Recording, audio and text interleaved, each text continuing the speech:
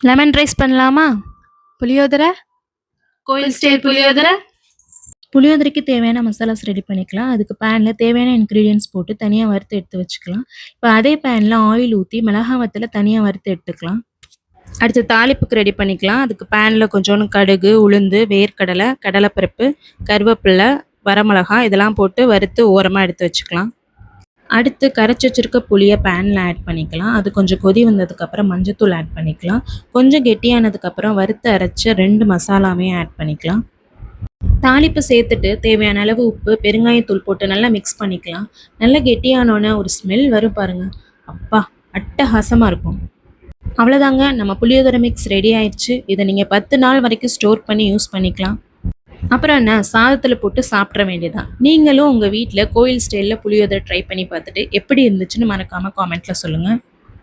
நீங்கள் எதுக்கு சைடிஷ்ஷாக எது வேணாலும் வச்சுக்கலாம். நான் இன்றைக்கி பொட்டேட்டோ தான் செஞ்சேன். ஒரு பிளேட் எடுத்து கொஞ்சம் புளியோதரை, பொட்டேட்டோ, ஒரு வடை வச்சு சாப்பிட்டு பாருங்கள். சும்மா சொல்லக்கூடாதுங்க, அடிபொலியாக இருக்கும்.